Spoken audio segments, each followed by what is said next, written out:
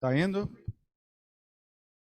Bom dia, Boker Tov, Azak Baruch, aos oficiantes, a nós que estamos aqui na sinagoga e a todos que estão no online acompanhando. Vamos dar seguimento ao nosso tradicional e moderno estudo de Paraxá, que a gente sempre faz de forma atual e moderna, né? A gente fala que é tradicional, parece que a gente faz da forma ortodoxa, né?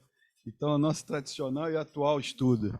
E para isso a gente tem novamente aqui o prazer, né, de ter o Ariel.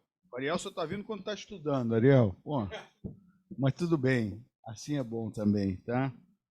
Que eu entendo que não é tão simples para as pessoas estarem aqui a esse horário. E, e o Ariel está aqui, o pão de queijo ainda não chegou, ele tá realmente, né, reclamando disso, mas vai chegar o pão de queijo. Bom, o Ariel, para quem conhece e para quem não conhece, ele é um ativista comunitário fora de série. Ele foi ex-diretor da ARE, membro atual da CAR, membro da diretoria do Clube Hebraica e do Memorial de Vítimas do Holocausto, que fica aqui a poucos metros de nós. O fantástico memorial. Ariel vai falar da Paraxá Lech Lecha, Shlach Lecha, Shlach Lecha. E, enfim, vamos aprender sobre Shlach Lecha com o Ariel e depois passar aos comentários e todo o movimento que a gente gera aqui normalmente. Ariel, por favor. Obrigado. Bom dia a todos. Eu saio um pouquinho em desvantagem, porque na semana passada, essa mesma paraxá foi objeto de estudo e debate. E hoje, essa semana também, no boletim da área, também se fala dela. O Ricardo Gorodovitz tem um vídeo, um texto. Ou seja, é muito para tão poucos aqui presentes.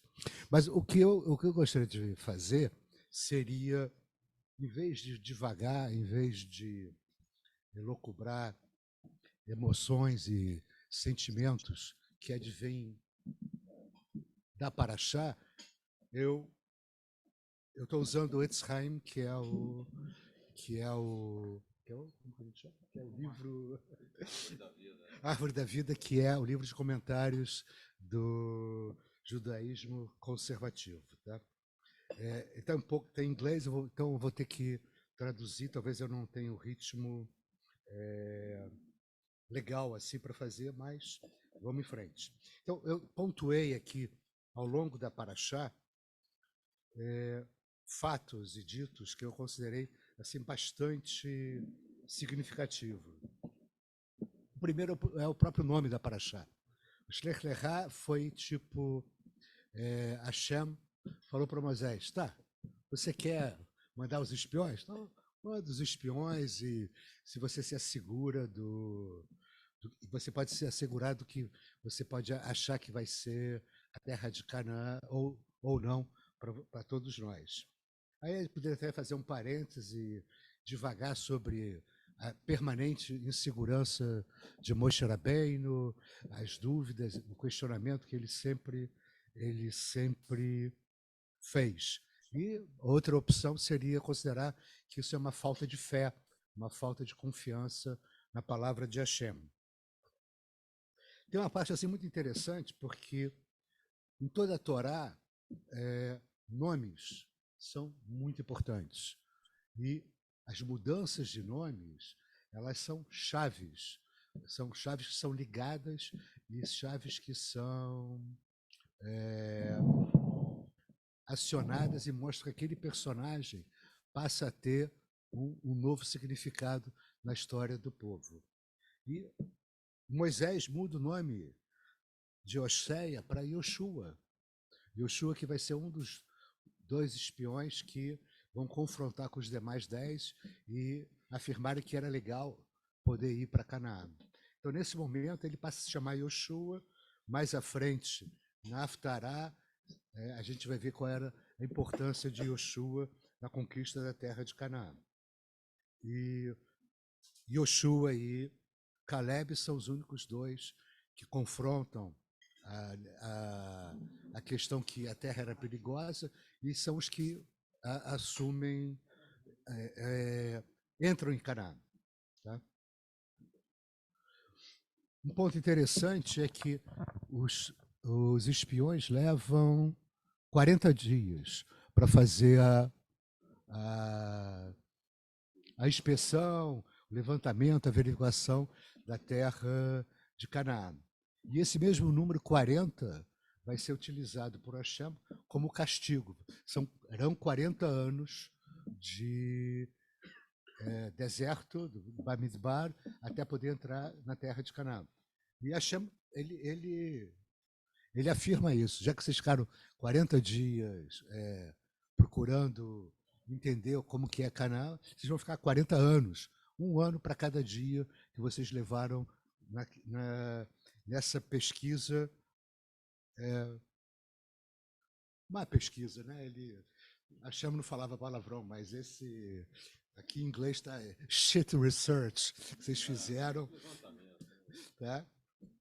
Levantamento, ele é mais suave.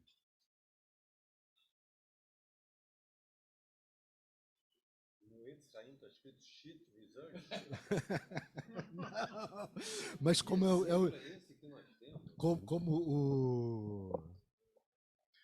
o Vitor falou que a gente faz um estudo moderno, atualizado, e etc, etc. Na verdade, foi um pensamento. Pode ser que ele não tenha verbalizado esse tipo de coisa.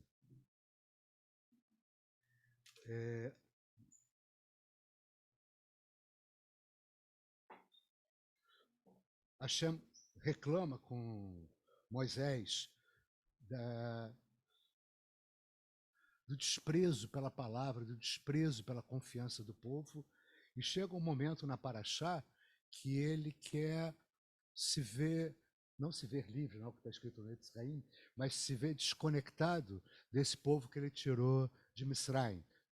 Tanto era a sua revolta, a sua insatisfação pelo que o povo estava manifestando, que era confiar na palavra dos 10 espiões, que a terra era habitada por gigantes, as cidades eram fortificadas, e todas essas coisas que atemorizaram a população. Hashem, então, estabelece o castigo, a punição, aceita os argumentos de Moisés e não se desvencilhar do povo hebreu naquela ocasião, mas estabelece uma punição. E acontece alguma coisa muito interessante, porque 2 tribos elas se arrependem de terem rejeitado a possibilidade de ir para Canaã. E elas resolvem peitar e invadir Canaã e tentar conquistar Canaã por si só. Não precisa muito para dizer que foram exterminados. Por quê?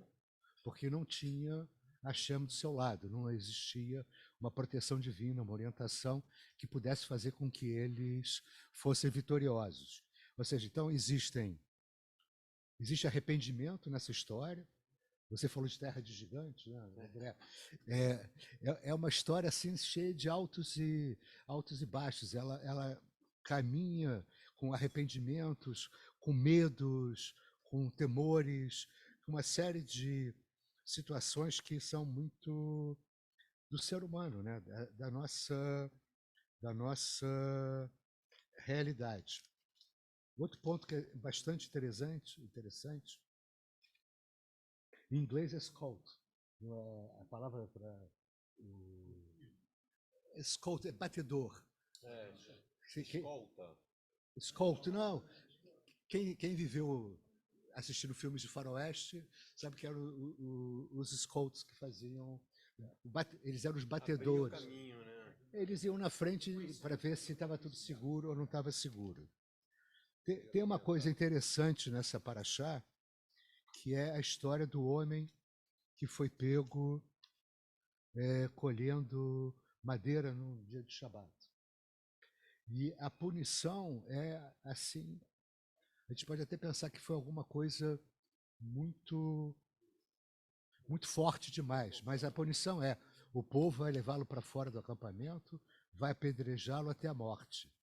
É, a gente a gente pode até fazer uma analogia como uma simbologia para o espírito, não para o espírito, porque a chama não tem espírito, para as emoções que envolviam a chama naquele momento de. Não era só esse homem que pegou a lenha no Shabat, quebrou o Shabat, mas todo esse povo que me desrespeita, como esse homem desrespeitou o Shabat, gostaria de ter uma punição mais forte. Mas ele preservou a vida, ninguém veio a morrer nesse momento. Eles apenas morreriam durante os 40 anos, não entrariam na terra de Canaã. Moisés também não entrou. Os únicos que entram são, dessa época, Yoshua e Caleb.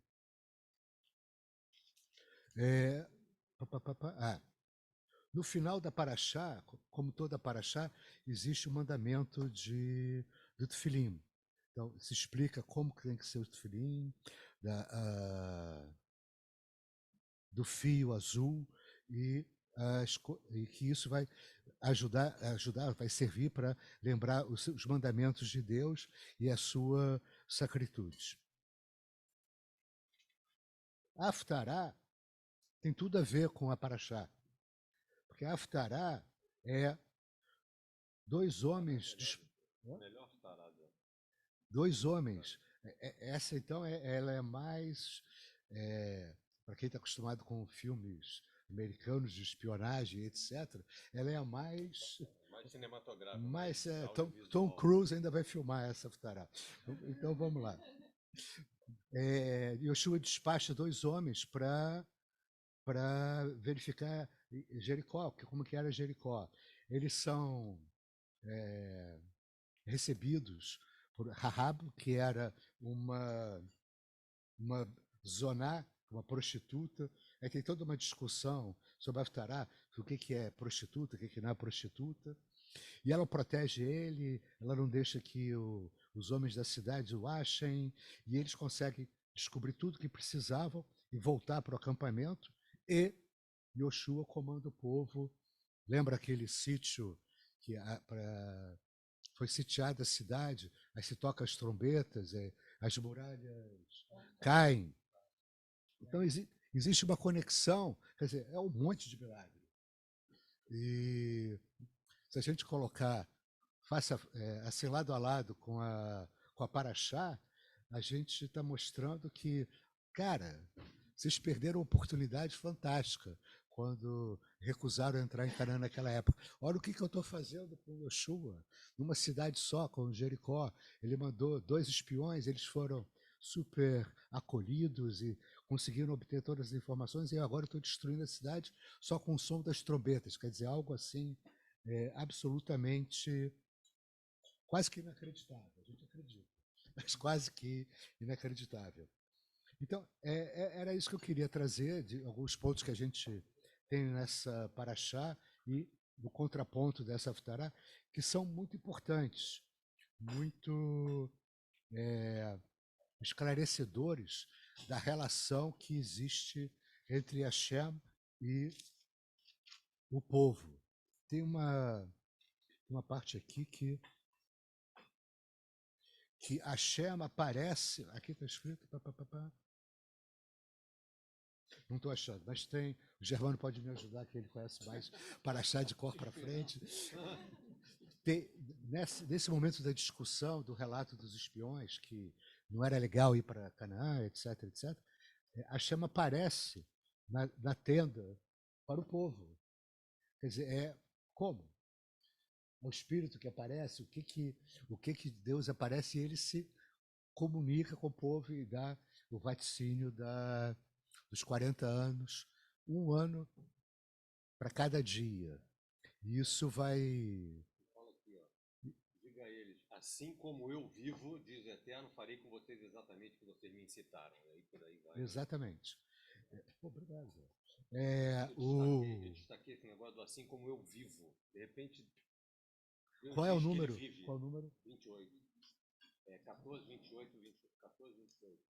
Então, o que a gente vê é uma relação quase que de pai e filho, né? Se a gente quiser fazer algumas inferências de acreditar, confiar, ser guiado, não ser guiado, contrapor, arguir, e que ela acontece durante toda a Torá. Eu acho que essa não é a única, mas essa paraxá, em especial, ela é muito clara, ela é muito forte nisso, ela é muito incisiva. E é isso. Obrigado mais uma vez por ter feito esse estudo e tudo. Gostei muito de ter feito. Obrigado. Obrigado a você, Ariel. Então vamos aqui abrir para comentários. É sempre bom estudar Shlach Lecha. Eu confesso que é uma das minhas parashiot preferidas. Alguém tem alguma coisa para falar de imediato? Tem. Terra do Gigante.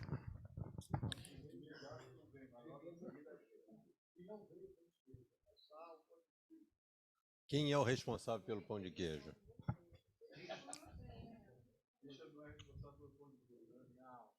Olha só, como o Vitor falou, também acho essa paraxá, eu acho ela absolutamente...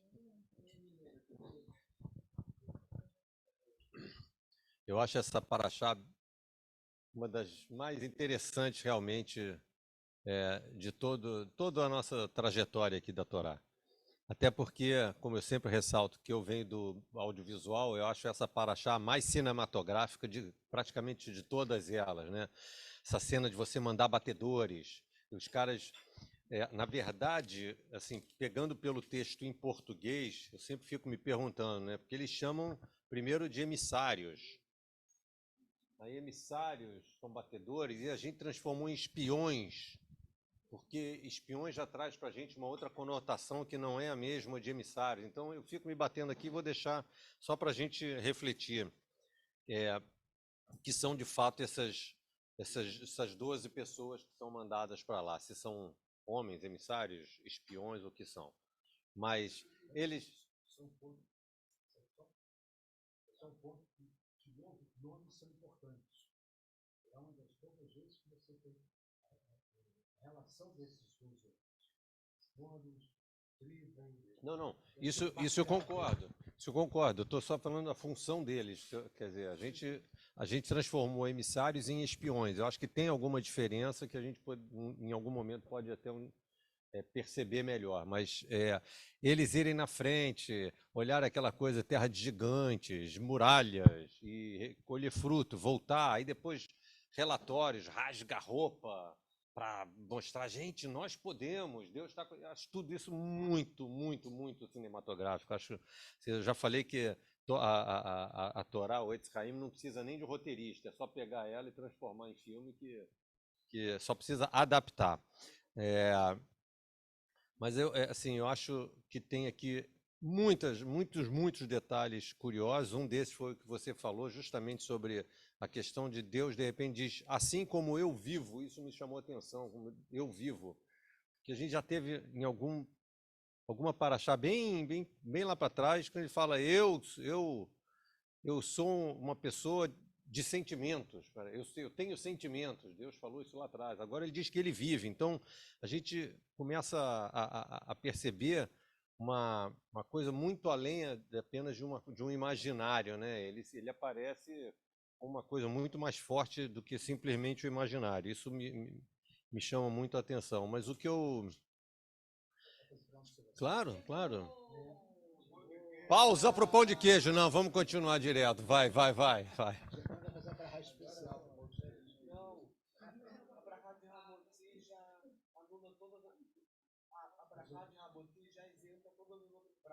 Mas a motzi com queijo agora. Não, agora com queijo. Vamos lá, vai. Você, para a gente não perder a linha. Ariel, teu microfone não está ligado.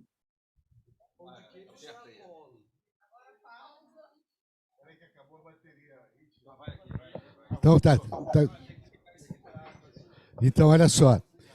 E o que é interessante, mais à frente na paraxá, Mais à frente na Paraxá tem um trecho que Hashem fala para Moisés: quando vocês entrarem na terra de Canaã, a qual eu estou lhes trazendo, vocês vão comer o pão da terra e vocês têm que deixar uma parte de oferenda para Deus. Quer dizer, ele já está 40 anos à frente. Ele está dizendo para eles quais são as leis dos sacrifícios que vão ocorrer em Canaã daqui a 40 anos. E o que é interessante, porque as pessoas, para quem ele está falando, só Yoshua e Caleb vão poder fazer isso. Sami, está ouvindo nesse microfone agora? Estou. Obrigado. Tá. Só para concluir duas coisinhas que eu ainda tinha aqui para comentar. Na carona do comentário do Ricardo também, no Ari News de ontem, e aí como você comentou no final, quando fala, justamente é o trecho que a gente lê todo Shabbat também, né? Vaiomer Adonai, El Moshe, Lemor, e por aí vai. A parte dos tzitzit. Também vou me pegando na palavra em português, tá, gente? Porque ele fala da franja, e que vai cumprir que vocês não sigam seus corações e olhos em seus desejos sensuais. Aí eu, de novo, fui lá ver, né? Vamos rapidamente olhar a questão de sensual. Sensual tem a ver com amor carnal, tem a ver com sentimento, com sentidos, etc. e tal. Isso faz com que a gente seja, ou deva ser, extremamente mental, né? Agir com a razão, racional. Né? Acho que essa leitura não desvie seus olhos para o que é sensual, para o que é sentido, faz com que, ou diz para a gente seja pouco emocional. E eu acho que nós não conseguimos ser pouco emocionais. Eu uma vez eu quase fui mandado embora de um trabalho porque eu mandei um e-mail, eu respondi um e-mail imediatamente após eu ter lido o e-mail, eu abri, botei responder e saí escrevendo e mandei, e aí deu uma confusão danada e, enfim, o diretor depois me chamou e falou assim, pelo amor de Deus, quando você escrever um e-mail, não manda, lê, relê, pergunta a alguém, para um pouco, etc. e tal. Então, respira. Dorme uma noite. Então, assim, talvez se naquela época eu tivesse com o tzitzit, talvez eu não teria respondido tão rápido. Mas pergunta é, será que nós somos realmente, nós conseguimos ser apenas racionais? Eu acho bastante difícil. Agora... Oi? Só para completar, eu acho também maravilhosa essa haftará dessa paraxá, porque, salvo, por favor, me corrijam, a gente não tem Josué ou Yoshua como profeta. Né? Normalmente as haftarot são feitas, são escritas, ou foram escritas por profetas. E nesse caso, não. Temos justamente um personagem da paraxá, né? Personagem importante, a gente sabe, porque é um dos que vai falar positivamente, é um dos que vai entrar e vai liderar o povo, e ele conta essa história onde quem acaba também, de certa forma, salvando todo esse destino é uma prostituta, então respeito às prostitutas também, pelo amor de Deus, mas o que eu acho curioso aqui é que ela fala... Tem um trecho que eu anotei aqui. Ela fala assim, não, todos aqui, nós sabemos que o Deus que salvou vocês do Egito continua com vocês. Né? Então, todos aqui temem. Então, a história chegou até a Terra Prometida, até Canaã, enfim. E aí ela ainda fala assim, pois o eterno seu Deus é Deus no céu acima e na terra abaixo. Eu não me lembro de ter visto uma expressão como essa, que a gente sempre imagina, né? Quando a gente fala para Deus, sempre faz assim, né? Todo mundo, opa, obrigado lá. Não, ele está aqui também. Está muito mais perto do que a gente imagina. Né? E no caso dela, essa história ainda lembra, tem mais um episódio das Mezuzot, quer dizer, Eles falam, bota uma franjinha vermelha aí para a gente lembrar que a tua casa, bota todo mundo aí, a gente não vai atacar a sua casa. Então tem várias referências passadas que vão ser utilizadas aqui nessa história que eu acho assim incríveis. Entre se você contar para todo mundo o que a gente combinou, não adianta botar franjinha que a gente vai detonar a tua casa também. Enfim, eu gosto muito dessa paraxá, especialmente dessa Haftará. Eu tô aqui me coçando que no pico da pandemia, em julho de 2020, eu peguei essa paraxá para estudar e desenvolvi aqui uma teoria que eu vou resgatar para vocês, porque alguns não estavam aqui e eu mesmo não me lembrava direito, então, quanto mais, provavelmente vocês vão achar novo também. Isso é a benesse da gente ficar mais velho. A gente esquece das coisas, tudo é novo novamente. A gente sempre acha que é novo. Vai no lugar e, não, que legal, você já foi lá 10 vezes. Mas essa paraxá, eu chamei o título de Politicagem Fatal, tá? É o título do estudo, né? Primeiramente, assim, tem umas coisas bem interessantes, né? Quer dizer, quem mandou os espiões? Quem mandou mandar os espiões? Na paraxá que a gente acabou de ler, na paraxá que a gente acabou de ler, quem mandou foi o próprio Deus. Deus falou, vai lá, manda os espiões. Não só autorizou, foi o mentor. Falou, mande os espiões para vocês terem certeza do que é, né? Em Devarim já está ao contrário. Em Devarim está dizendo que foi o povo. Sendo foi yourself.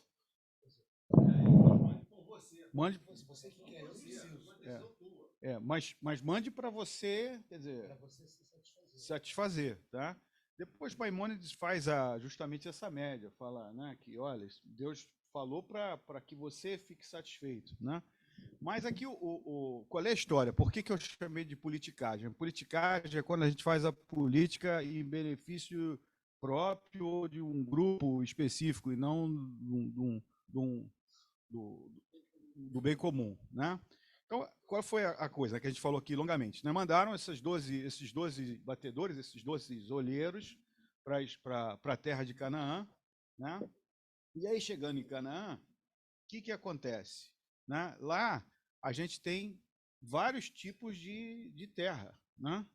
Tem terras maravilhosas do lado do Tibérias, lá do lado do Quinéria, terras, né, férteis, com água, terras maravilhosas, e tem outras terras, né, o deserto lá, completamente seco, sem possibilidade nenhuma, montanhas cheias de pedra, né? Tem outro que está ali na frente do mar, em Tel Aviv, na praia, né? E aí, você imagina o que passa na cabeça daqueles 12, né, falando, quem vai ficar com o quê? Né? Quem vai ficar com o quê? E, então você está ali em 12 falando, legal isso aqui, mas isso é tão bom, né? Essas pedras aqui são maravilhosas, tentando vender a montanha de pedra para o teu amigo, para ver se você sobra a beira solto para você, né? Então eu acredito, né, que esse conflito possa ter ocorrido, tá? Possa ter ocorrido. E um conflito muito difícil de ser mediado, né? Depois, assim, esse povo aqui adora as montanhas, porque isso, ou esse gosta do mar, porque é mais ligado ao mar, mas eu acredito que tem um conflito com relação à terra muito grande, que inclusive só foi resolvido depois de 40 anos, ou seja, depois de sei lá quantas mil discussões, e inclusive por sorteio. Tem uma paraxá que fala que tem um sorteio nessa divisão, né? Então, acredito que o pano de fundo tenha sido realmente essa não concordância de divisão de poderes, de divisão de terras, né? E algumas situações destacam que isso realmente pode ter acontecido, né? Tem uma referência que diz que quando os espiões voltaram para o acampamento, os 12 espiões voltaram, só 2 voltaram de mãos vazias. Os 2 foram justamente Caleb e Yoshua. Os outros voltaram de mãos cheias, né? Inclusive, frutas gigantes, aquele símbolo de Israel, que tem aquela uva gigante, é dessa paraxá. Né? Voltaram com uvas gigantes, tâmaras gigantes, tudo maravilhoso. Né? Então, por que justamente esses 10 que voltaram com tudo maravilhoso, que realmente confirmava que era leite e mel, porque esses 10 foram justamente os que falaram, não vamos entrar. Né? E houve uma discussão, parece que fica aparente aqui na Paraxá, eloquente dos dois, tentando falar, olha, vocês estão errados, é leite e mel, é leite e mel. E não adiantou, não entraram. Né? Então, na verdade, assim, essa situação qual foi o resultado dessa história? Por que eu trouxe isso para o tempo da pandemia? Não sei se vocês lembram que aqui o desfecho foi que o povo todo que saiu de Israel, com exceção de 2 pessoas, todo o povo foi sacrificado. Todo mundo que tinha o sonho de entrar em Israel, que saiu lá do Egito pensando na terra de Canaã, no final não entrou. Sacrificaram toda uma geração que poderia ter usufruído de Israel, de Canaã, naquele momento, em função do interesse, olha, não conseguimos aqui chegar à divisão das terras, etc., vamos criar aqui um não, e no final houve o sacrifício desse povo. Eu coloquei isso na época, porque na época a decisão era, para muitos, era expor os idosos ao Covid. Né? A economia não pode parar e a gente tem que expor quem expor, e quem tiver que morrer vai morrer. Eu escutei isso de muitas pessoas, infelizmente eu escutei que quem tivesse que morrer era para morrer. Então,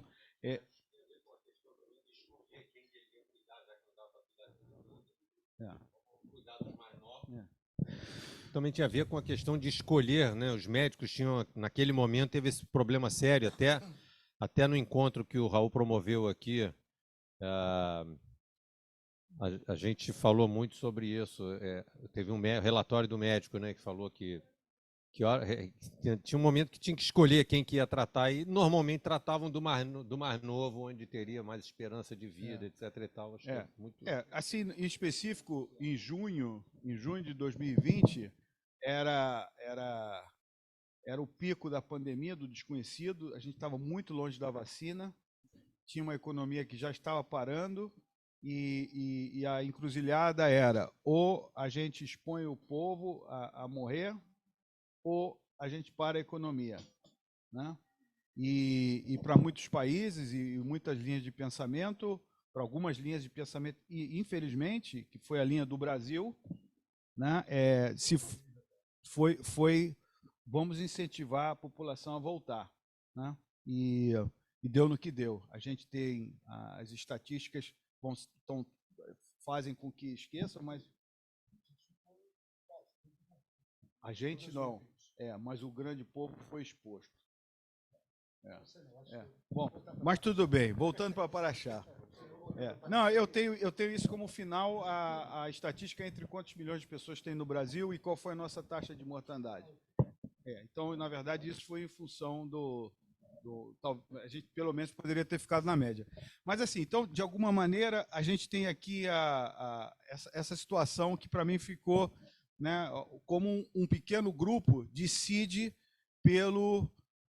nesse caso, toda a geração que saiu do Egito, ninguém entrou, todo mundo foi castigado, inclusive as raízes do Yom Kippur estão aqui nessa paraxá, né, as pessoas pedindo perdão para que isso, né, era um desespero completo, como que a gente, sonhando com a Terra Prometida, no final recebeu esse castigo de morrer no deserto. Só os 2 que acreditaram que entraram em Israel. Bom, eu tenho aqui o Sami com a mão levantada e o Germano. Sami abaixou a mão, né, Sami? Não. Não, quero falar, sim. Tá. Aliás, eu passaria a palavra ao Germano antes dele. Olha, então, o Mário quer falar. Sami, você está com medo da pandemia ainda? Eu não te vejo mais aqui, cara. Eu já estou voltando. Não, eu fiz uns negócios lá de de retirar aqui pontos na cabeça, só ontem que consegui tirar as faixas aqui, de maneira que não era um espetáculo a ser mostrado aí. Posso falar? Pode, Sami. Bom, eu digo o seguinte: primeiro eu fiquei intrigado, tinha bananas na mesa, ninguém tocou na banana, por quê? Não sei. Não tem banana aqui, não, Sami. Não é? Não. Bom, a pergunta que eu tenho para fazer é o seguinte: essa paraxá, eu acho que foi a paraxá mais lida. Além de ler, eu vi o Ariel, me lembro da minha paraxá semana passada, mas eu acho que a gente não avançou 1 centímetro na minha dúvida, que é o seguinte: qual é a mensagem que a gente tira dessa paraxá? O Vitor está indo pelo lado político, lá, o Covid, Schmovid, não sei o quê, etc. Cada um está indo para o seu lado, mas a pergunta que eu faço: qual é a mensagem? Eu peço ao Ariel, esquece um pouco os pão de queijo, me diz o seguinte: qual é a mensagem que você conseguiu tirar dessa paraxá? Olha, o Germano tem uma resposta. Tá bom, ótimo, que bom. Eu estou sempre te contestando, vou contestar mais uma. Primeiro, Ariel, obrigado. Não estou te ouvindo. Encosta mais o microfone, por favor. Aperta o microfone. Tá. Só chegar mais.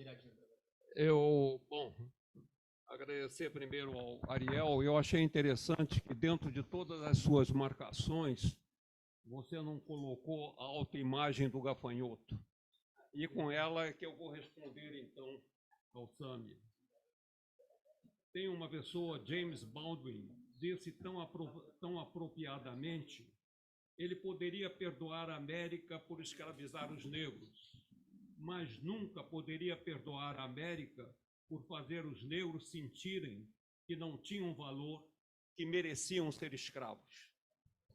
Na realidade, a conexão que eu faço é que esse povo que nós estamos falando é um povo de ex-escravos.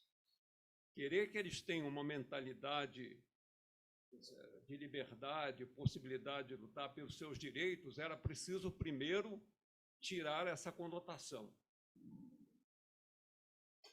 Eu escrevi aqui: nesse século demos passos gigantescos para corrigir essa visão distorcida.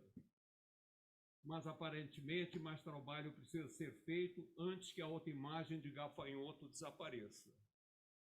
Então, mesmo que vivamos em uma terra que consome seus habitantes, isso só funciona como maldição para aqueles que vivem vidas passivas de gafanhoto.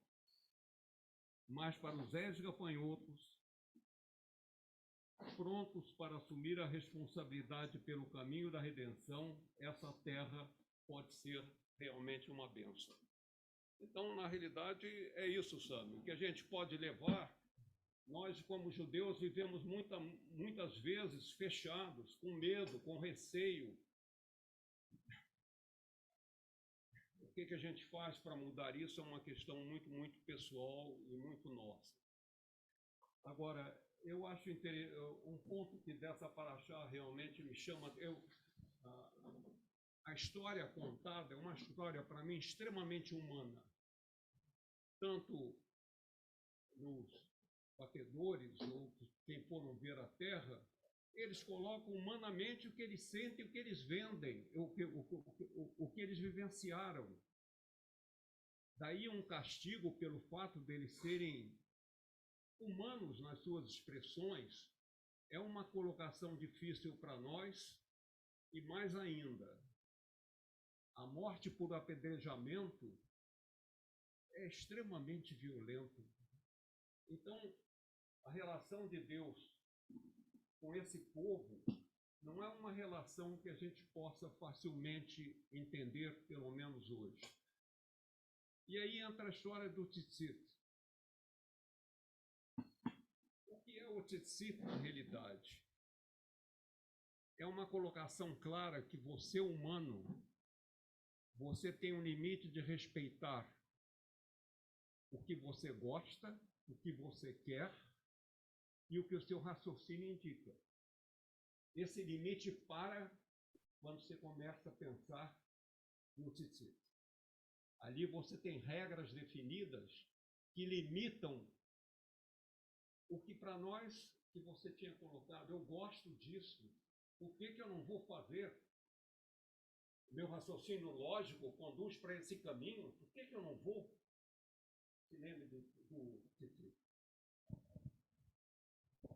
E aí, Sami? Eu satisfeito? o seguinte.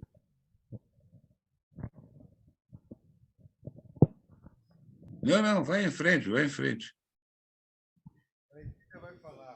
Olha, eu só O queria som tá, lembrar- eu acho que esse microfone aí, tá, um deles não funciona, quase não ouvimos nada. Esse aqui você está escutando? Ele Esse? está ótimo. Esse é Tá. outro que não está.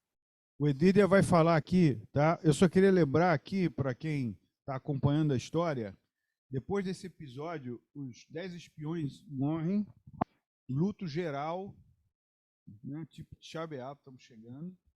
38 anos de silêncio, nada acontece. Vai dar um pulo agora a história, 38 anos. Né? Que agora a gente vai parar para as vésperas da entrada. Depois entra Devarim, que vai recontar a história toda desde o início. Mas é um episódio, assim, é um ponto, né, muito importante da história. Né? Vitor, não estamos ouvindo nada. Que pena. Se vocês não falarem no microfone, a gente não ouve nada. Não, esse microfone está ruim. Usa o outro, vai. Vai fundo, Edília. Então, os gigantes que que os israelitas encontraram em Canaã se chamavam Refaim, que eram que eram descendentes de uniões carnais entre anjos caídos após o dilúvio universal e mulheres humanas. Já os gigantes nascidos dessas uniões antes do dilúvio se chamavam Nefilins. E Golias foi o último Refaim. E Golias, sim, que o rei Davi matou. E outra coisa é que o apedrejamento, se o apedrejamento fosse aplicável hoje em dia por desrespeitar o Shabat, todos nós já teríamos sido apedrejados até a morte. E também outros motivos pelos quais até a época do Sinédrio, até a época do Sinédrio, por volta do ano 30 da Era Comum, motivos para apedrejamento eram homossexualidade, prostituição, violação do Shabat, como já foi mencionado, filho não honrar pai e mãe, e tinha vários outros motivos que só foram abolidos com a Mishnah. E tanto que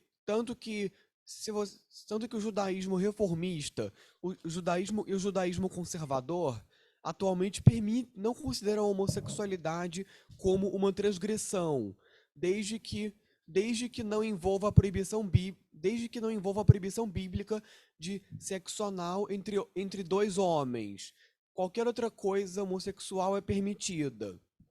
Mas o judaísmo ortodoxo ainda mantém essa proibição, mas não apedreja nenhum homossexual. Obrigado. A gente está... Ele falou do... Está me escutando, Sami? Tô. Sami. Eu recebi um WhatsApp, vocês devem ter recebido também, mas não custa pontuar. A CIP amanhã vai fazer um Kabbalat Shabbat LGBT. Todos estão sabendo desse...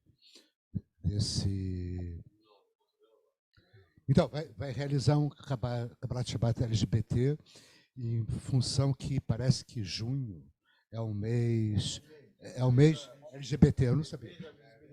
Eu conheço o da próstata, que é novembro. O mês da LGBT é novidade para mim. Mas é só um remark do que acontece. Agora, o apedrejamento, estava pensando aqui, você estava falando, e o Germano falou, é interessante porque ele te isenta da culpa. Vão 10, 20, 30 pessoas apedrejar alguém. Quem é que matou, efetivamente? Não é que nem você enfiar uma faca ou dar um tiro. É uma coisa coletiva de, assim, exacerbação das emoções. É uma coisa... Cara, imagina uma cena de apedrejamento. A multidão, ela fica motivada, ela fica com cólera, mas ninguém é culpado. Se você for perguntar às pessoas depois, você não, todo mundo fez. E esse é um dos maus desse nosso milênio, desse nosso ano, porque ninguém é culpado de nada, né? Todo mundo está à deriva, e esse mundo que a gente vive não é a responsabilidade de ninguém. É o que está aí, é o que está acontecendo. É só um pequeno desabafo. Bom, eu queria colocar que a gente está chegando de Devarim, né? E Devarim, que vai ser falado, né? Eu tive a confirmação que vai falar uma pessoa muito especial. Ele, acredito que vai falar dessa forma também. Devarim foi um achado do rei Josias, né? Assim diz a tradição, né? Que trouxe outras interpretações e, digamos assim, uma reforma do que já estava escrito, né? Então, que a gente possa também estar achando o nosso Devarim a todo tempo, né? Quando a gente escuta o que o Edília trouxe aqui da nossa tradição antiga, etc., a gente fica horrorizado, né? E que a gente possa estar achando esse Devarim a todo momento, né? Não só o rei Josias, mas que a gente possa achar esses livros em todos os lugares, né? Porque realmente algumas coisas são injustas e sempre foram injustas, e a gente tem a oportunidade de estar enxergando isso agora e, enfim, e estar se atualizando, né? Como a gente falou aqui no início, a gente faz esse estudo de uma forma atualizada. Então, a gente tem sim que buscar a tradição, mas tem sim que enxergar formas de consertar o que, aos nossos olhos, de 2023, de pessoas, né, que têm o entendimento do mundo que a gente tem, que a gente precisa reformar e dar outro significado e dar do outro caminho, em nome do não sofrimento, em nome de uma humanidade maior. Tá? Então, é isso que eu queria falar, mas não... Eu posso responder o que você falou. Eu não concordo com essa história do anonimato, não tem um peso muito grande para mim. Qualquer posição que eu fizer em que eu atuei de uma forma que eu acho indevida, o ser anônimo não salva, vamos dizer, a minha consciência interna de forma alguma. Eu não creio que o apedrejamento seja uma maneira, vamos dizer, de todos atuarem juntos numa coisa indevida. Sami, está me escutando? Sami, está me escutando? Sami? Vai lá. Tá. Então aqui, citando não, eu acho que a posição do Germano é exceção que confirma a regra, só isso. Então, a gente vai ler mais à frente do Deuteronômio, que é a iniciativa de fazer a inspeção da terra, originalmente, com o povo, não com Hashem, é uma falha de fé, porque Hashem já tinha feito isso. E tinha falado que a terra era boa. Ele não chegou e falou, vão lá e se ferrem. Ele falou, não, estou mandando vocês para um lugar que é bacana, que é legal. E a expedição foi aprovada pelo povo e por Moisés, diferente de quando Hashem escolheu as pessoas que iam fazer o censo para parcelar a terra. Você está falando? Os chefes para fazer a inspeção, a espionagem da terra foram escolhidos por Moisés. Isso é uma indicação que Hashem desaprovava totalmente esse projeto desde o começo. Só. Isso pode ser. A gente está chegando muito próximo ao fim. Mário Drucker quer falar, Mário? Abraço para o pessoal de Israel. O Mário está indo de volta daqui a pouco. Mauro Lander, Luiz, Gilberto. Não, alguém aqui do outro lado, Lorena. Bom, estamos chegando aqui ao fim. Agradecer muitíssimo a Ariel Berger por trazer a depois de 2 ou 3 ou 4 comentários sobre isso. Mas é sempre uma maneira da gente estar tirando ensinamentos. Afinal de contas, todo ano a gente faz isso, então por que não fazer 3, 4 vezes no mesmo ano? Né? A gente já faz isso há sei lá quantos milênios. 3.000 anos. Nem tanto. Né? Bom, mas assim, então vamos agradecer mais uma vez a Ariel e passar aqui ao Birkat Hamazon na sinagoga, desejar a todos boa quinta-feira. Mamãe, estou chegando. E Bia Bar, que bom que você entrou, Bia. Depois, Lemar, tudo de bom para vocês aí. Um abraço a todos em Israel. Posso fazer uma coisa? Tem mais recados aqui, por favor. Deixa eu só dar um recado. Alô? Mário. Todos nós somos ligados na Torá e ligados em livros. Eu acredito que a maior parte das pessoas aqui tem como hábito ler livros de romance, espionagem, o que seja.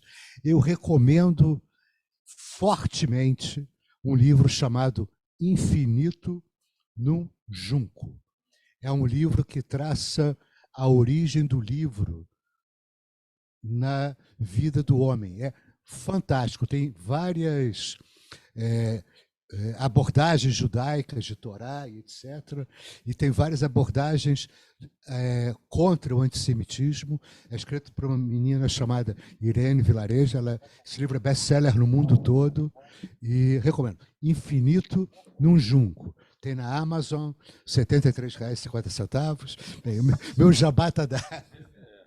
Bom, aproveitando a dica do livro, a gente está começando a promover o encontro que vai ter aqui na área com o Gustavo Binemboim, no dia 4 de julho, à noite, às 7 horas da noite.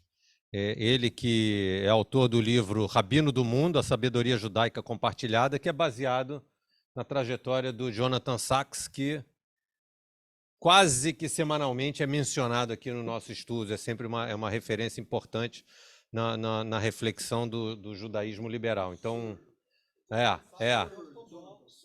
então, assim, de novo, só para botar na agenda, eu acho que na terça-feira, dia 4 de julho, a partir das 7 horas da noite, vai ter ele vai falar um pouco e depois vai abrir para debate, discussão, etc. e tal. Também vender o livro, fazer autógrafo, ele está fazendo isso aí em vários lugares, mas a gente abriu um espaço aqui não só para autógrafos, mas a oportunidade de conversar com ele, comer e beber um pouquinho, obviamente, e, enfim, estamos apenas começando. Guardem essa data aí na agenda de vocês e vocês vão ver mais um pouquinho ao longo dessas 3 semanas. Muito bom. Então, acabou. Tchau, vamos para o Birkat Hamazon. Veio pão de queijo, mas veio pouco pão de queijo. Né? Pô, rapaz, você sempre reclama. Parece o povo no deserto, rapaz.